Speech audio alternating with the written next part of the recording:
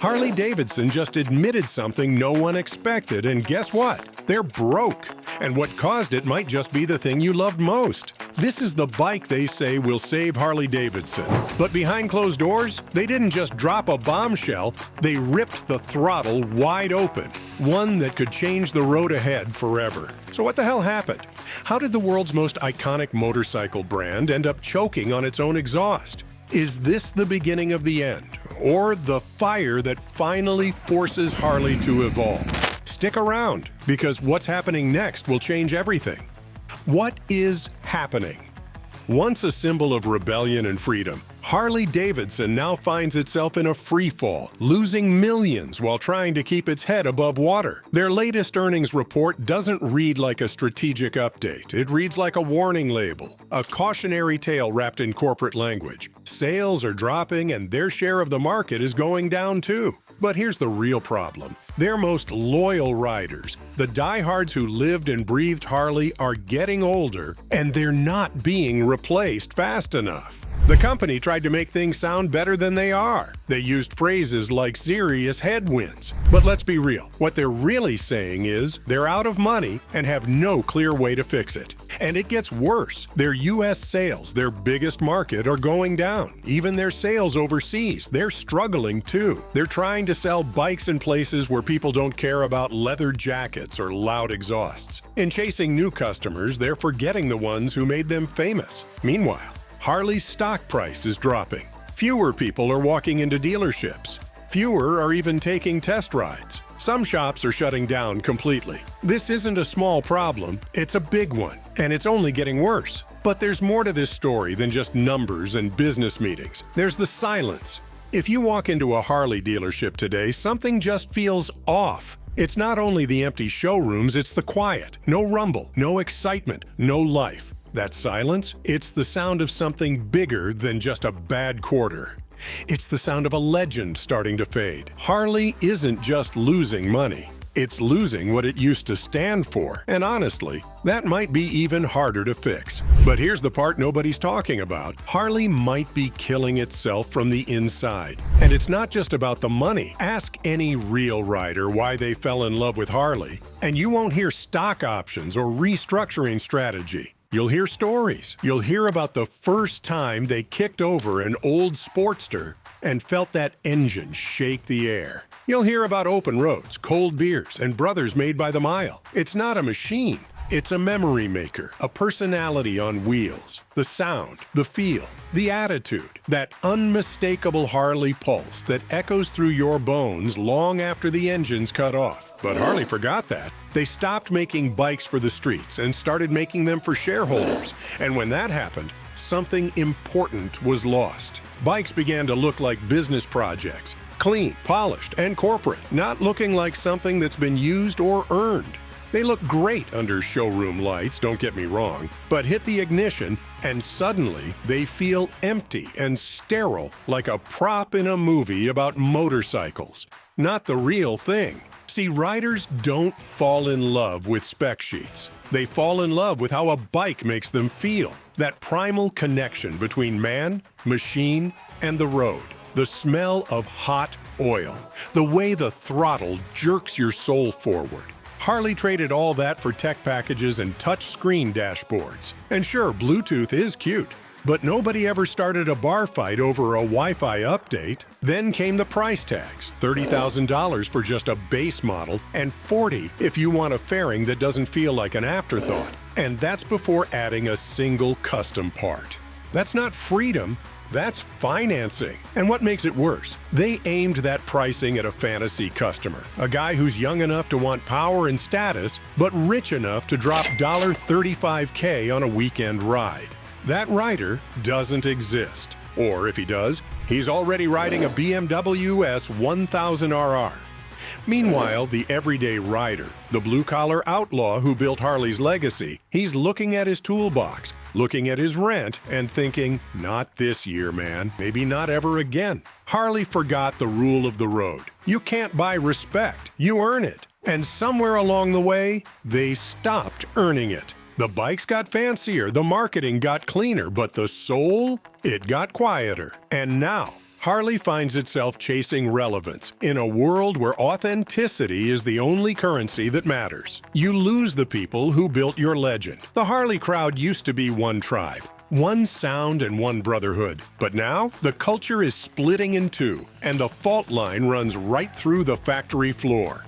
On one side, you've got the loyalists, the diehards, the guys who still wrench their own softails, who name their bikes, not their builds, who bleed 20 W50 and consider a 500-mile day just another Tuesday. These are the riders who earn their patches and wear jackets older than their kids. Their Harley isn't just a bike. It's a badge of honor, a rebellion they never outgrew. Then there's the new wave.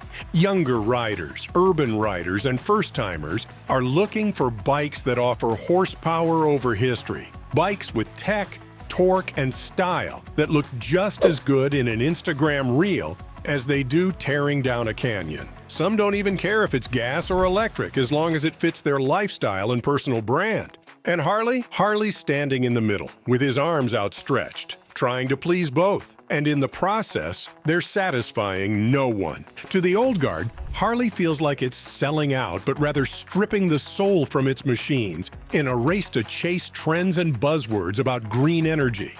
To them, it feels like betrayal, like watching a best friend turn into someone unrecognizable. To new riders, Harley seems ancient, outdated, overpriced, and completely out of touch. It's seen as a relic from their dad's generation, awkwardly trying to fit in at a party it was never invited to. This disconnect isn't just happening on the road. It's showing up in forums, in YouTube comments, at bike nights where two Harleys park side by side and the riders don't even acknowledge each other. The tension is real and it's growing. Instead of choosing a lane and owning it, Harley seems to be trying to ride both shoulders at once, stuck between honoring its legacy and chasing a future it hasn't quite figured out. But the truth is, no one wins when you water down your identity. You don't build loyalty by trying to be everything to everyone. You build it by standing for something boldly, clearly, and unapologetically. Right now, Harley is caught in between trying to hold on to its past, while also chasing a future it doesn't fully understand. It's torn between staying loyal to the riders who built its legacy and appealing to a new generation that speaks a different language, rides for different reasons, and expects more than just nostalgia. In trying to please everyone, Harley risks pleasing no one, losing its edge, its voice, and the very identity that made it iconic in the first place. So what's Harley doing now? They are pivoting, not slowly or cautiously, but with a sense of urgency, like they're racing a storm already gathering on the horizon. One of their boldest moves is going global, placing massive bets on international markets where the Harley name doesn't carry the same legendary weight. In these places, people didn't grow up hearing the roar of a fat boy down Main Street. Now, Harley is trying to sell an idea of freedom to riders who've never been taught to see it in the form of a V-twin engine, and that's no easy sell. They're also changing their machines, shrinking engines and building smaller, lighter bikes that don't scare off first-timers or blow up their wallets. These bikes are made for a new kind of rider, urban, design-focused, and mostly untouched by the traditions of leather, chrome, and outlaw lore. But perhaps the most dramatic shift is the Live Wire, Harley's flagship electric motorcycle. It's sleek, packed with tech, and shockingly fast. On paper, it's a marvel. On the road, it's something else entirely silent, smooth and refined in a way that feels almost futuristic. It's the sound of Harley rewriting its legacy, one quiet revolution at a time. It's the kind of bike that turns heads in the city but doesn't leave a trace of oil on your driveway. And that's intentional. This isn't about keeping old-school riders happy. It's about survival. It's about creating a future in a world that's moving away from fossil fuels, from loud pipes, from the traditional image of a biker. And in many ways, it's a smart move, a necessary one, because the market is changing, and Harley knows it can't afford to sit still. But let's be honest, this isn't just a business pivot. This is an identity shift. Because if Harley leans too hard into the future, if it sheds everything that made it Harley Davidson in the first place, then what's left? What's the value of that bar and shield logo if it no longer represents the grit, the noise, the rebellion. If the company goes silent in the name of sustainability, does it still speak to the people who built its legacy? Harley's trying to thread an impossible needle, to be two things at once, to honor its past while racing toward a future that might not care about that past at all. And if they get it wrong, if they lose their identity chasing a new audience that never asked for them in the first place, then this isn't a reinvention. It's a reinvention with no roots, no soul, no roar. And without that roar, is it even Harley anymore? That's not just a dramatic question. It's the question. Because this isn't just about motorcycles, it's about meaning. Harley Davidson was never just a brand. It was a belief system, a way of life, passed down through generations. Not in words, but in rides, in miles, in grease-stained hands and wind-burned cheeks. It was about carving your own road, not just riding one someone else paved for you.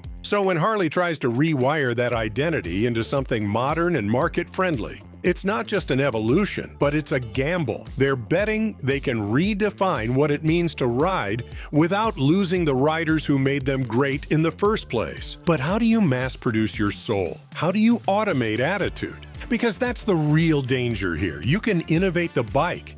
You can modernize the systems.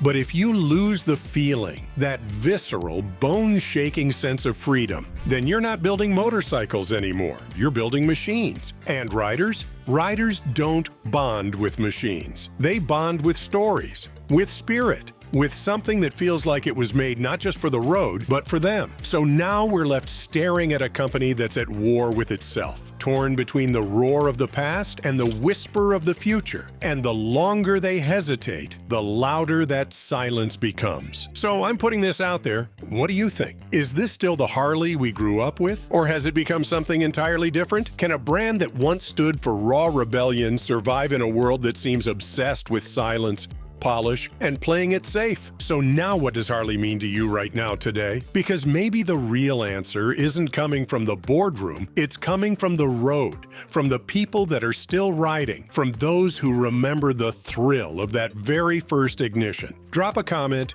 share your truth, and let's talk about it. Is Harley evolving or erasing itself? And if you think the conversation ends here, think again. Something big is coming, and you won't want to miss it. Stay tuned.